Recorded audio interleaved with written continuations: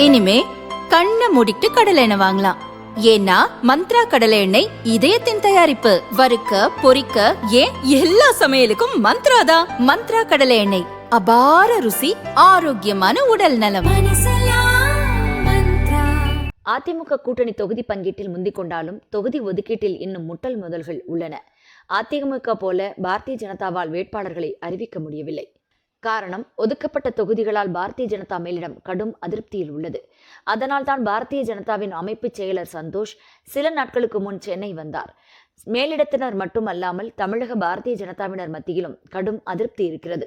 அதிருப்தியின் வெளிப்பாடாக பாரதிய ஜனதா பொருளாளர் SR சேகர் எட்டப்பர்களை வெளியே நிறுத்தும் தலைவர்கள் வேண்டும் என தன் கட்சியின் மாநில தலைவர்களை பற்றி அறிக்கை வெளியிட்டார். இதேபோல தமிழகத்தின் ஒவ்வொரு பகுதியில் இருந்தும் அதிருப்தி குரல்கள் எழுந்து கொண்டிருக்கின்றன. பாரதிய ஜனதாவுக்கு கொங்கு மண்டலத்தின் கணிசமான ஓட்டு இருக்கிறது, குறிப்பாக கோவையில். அங்கு எப்படியும் 2 தொகுதி வரும் என்ற நம்பிக்கை பாரதிய ஜனதாவினரிடம் இருந்தது. அதில் ஒன்று முன்னாள் மாநில தலைவர் அண்ணாமலைக்கு ஒதுக்கப்படும் என எதிர்பார்ப்பில் இருந்தனர். சமீபத்தில் நடந்த அதிமுக மாவட்ட செயலர்கள் கூட்டத்தில் பேசிய பழனிசாமி, கோவையில் பாரதிய ஜனதாவுக்கு 2 தொகுதிகள் கொடுக்க வேண்டியிருக்கும் என்றார். அது பாரதிய ஜனதாவினரை மேலும் உற்சாகமாக்கியது. ஆனால் கடைசியில் கோவை வடக்கு தொகுதி மட்டுமே பாரதிய ஜனதாவுக்கு ஒதுக்கப்பட்டது. அதேபோல் கோவை மாவட்டம் கிணத்துக்கடவு தொகுதியில் வசந்தராஜன் என்பவர் தேர்தல் பணியாற்றி வந்தார். அவரது ஆதரவாளர்கள் தொகுதி கிடைக்காததால் போராட்டத்தில் ஈடுபட்டனர். சென்னையிலும் பாரதிய ஜனதாவுக்கு கணிசமான ஓட்டு இருக்கிறது. சென்னையில் தீநகர், வேளச்சேரி, மயிலாப்பூர் தொகுதிகளில் ஏதேனும் 2 கிடைக்கும் என்ற எதிர்பார்ப்பு இருந்தது. அதற்காக கட்சியின் இளம் தலைமுறையினர் கடந்த ஓராண்டிற்கும் மேலாக உழைத்து வந்தனர். கோவையில் 2 கிடைக்காவிட்டாலும் சென்னையில் கிடைக்கும் தொகுதி ஒன்றில் அண்ணாமலை போட்டியிடுவார் என்ற பேச்சும் இருந்தது. ஆனால் இங்கும் ஒரு தொகுதியைத்தான் வாங்கி வந்தனர்.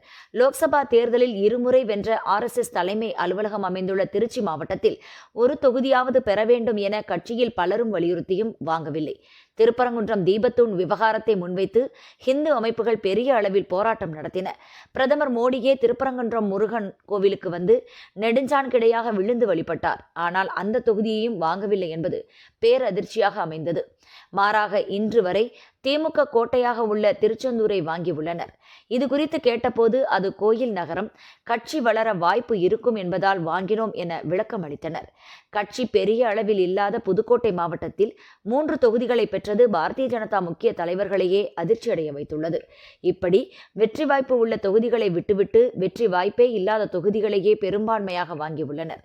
27 தொகுதிகளில் 2021 தேர்தல் முடிவுகள் படி 4 தொகுதிகளில்தான் வாய்ப்புள்ளது. 2024 தேர்தல் முடிவுகள் படி 10 தொகுதிகளில்தான் வெற்றி வாய்ப்பு உள்ளது. இது குறித்து பாரதிய ஜனதா நிர்வாகிகளிடம் பேசிய போது மாநில தலைவர் நயினார் நாகேந்திரனும் மத்திய இணையமைச்சர் முருகனும் தான் அதிமுக பொதுச் செயலர் பழனிசாமியிடம் பேசி தொகுதிகளை முடிவு செய்தனர். மாநில அமைப்பு செயலர் இல்லாததால் அவர்களின் கைகளே ஓங்கி இருந்தது. பழனிசாமியும் முருகனும் மிகவும் நெருக்கம். பழனிசாமி சொல்வதை முருகன் மறுக்க மாட்டார். நயினார் நாகேந்திரன் சொல்வதை பழனிசாமி கேட்டுக்கொள்வதே இல்லை. நான் மேலிடத்தில் பேசிக்கொள்கிறேன் என்று தட்டி கழித்து விடுவார். இவர்கள் கட்சிக்காக தொகுதிகளை பெறாமல் சிலரின் சுயநலத்திற்காக தொகுதிகளை பெற்றிருக்கின்றனர். வேண்டாதவர்களை வீழ்த்த நடந்த சதிகள்தான் அதிகம். இதனால்தான் PL சந்தோஷ் வந்தபோது கடும் கோபத்தில் பலரை ஒருமையில் திட்டினார். கட்சி மேலிடத்திற்கு மாநில தலைவர்கள் செய்தது துளியும் பிடிக்கவில்லை. இப்போது சரி செய்ய முயற்சிக்கிறார்கள். கொங்கிலும் சென்னையிலும் கூடுதல் தொகுதிகளுக்கு முயற்சித்து வருகிறார்கள். ஆனால் பழனிசாமி விட்டுக் கொடுப்பாரா என்று தெரியவில்லை என பாரதிய ஜனதாவினர் குமுறுகின்றனர். இது தவிர தேர்தலில் மீண்டும் மீண்டும் தோற்றாலும் போட்டியிட்டவர்களுக்கே வாய்ப்பு கொடுக்கப்படுகிறது என்ற பிரச்சனையும் நடந்து வருகிறது.